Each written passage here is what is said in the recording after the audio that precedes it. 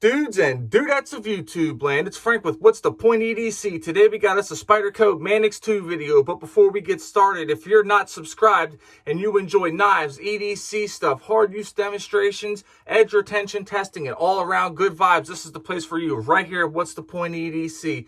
Let's go ahead and get it. Spyderco Manix 2 lightweight.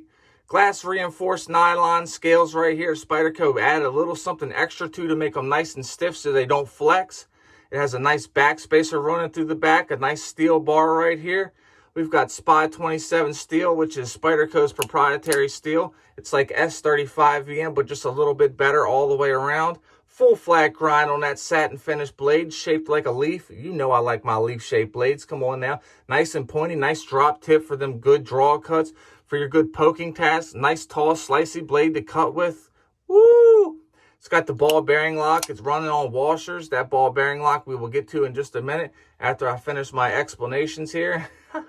We got a nice wire pocket clip on this right here. And I love a good wire pocket clip for EDC. Spyderco Manix 2 XL, straight up beast mode, you guys. We got G10 scales that are texturized, stainless liners.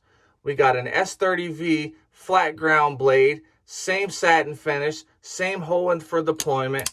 Same washers, same everything on this thing for the most part. It's a straight up awesome knife. The handle shape locks you in right here, so you're good to go. Jimping right here, jimping on the choke up, jimping on the inside here and here, so you know you're good to go. Standard clip for this one right here. It doesn't have the wire clip, but it's okay.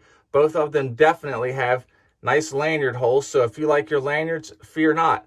This ball bearing lock is such a solid lock. It's a little bit different than all the other locks. It's definitely different than a crossbar lock because it has compression springs and they compress down. When you use this right here, it compresses. There's a ball inside of there. That's where the tang of the blade falls into the ball, and the ball's in between a piece of metal. So in order to get this to break, you have to break the ball and the piece of metal. So you're good to go. Let's just put it that way. These are very solid knives made for hard use. They both have full flat grinds. They both have nice, tall, slicey blades with very good edge geometry.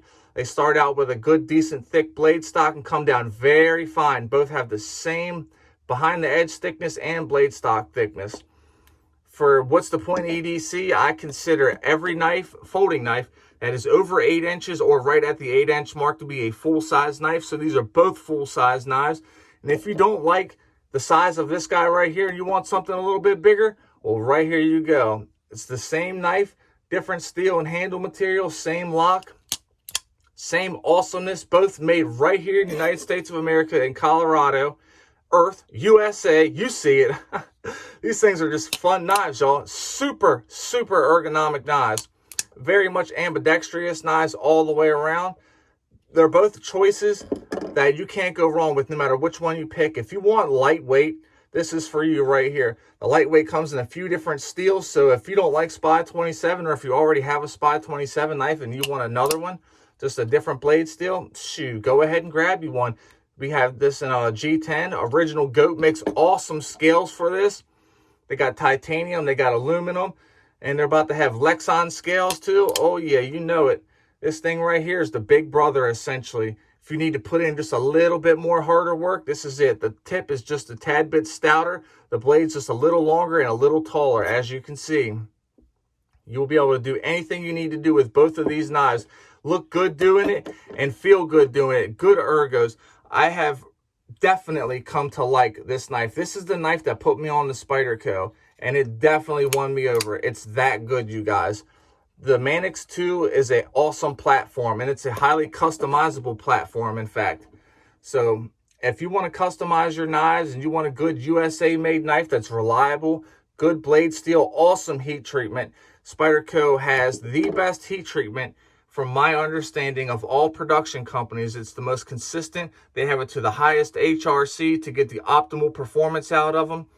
And you can't go wrong with something like that. You can get behind a solid company like that.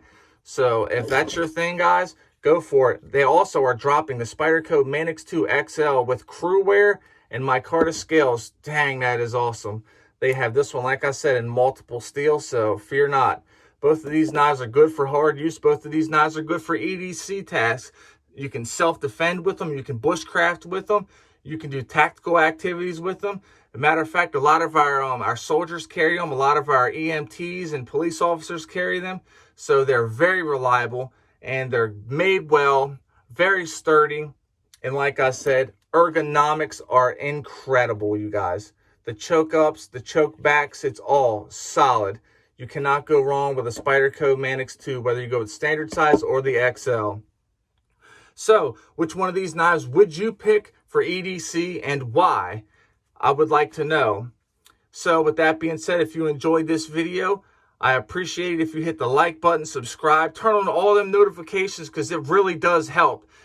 If you're an addict, never quit quitting. Stay strong and live long. If you're struggling with bad thoughts, reach out and talk to somebody. You got this. Never quit quitting and never give up. Take it easy and stay greasy, my peeps. I am out. Much love to all.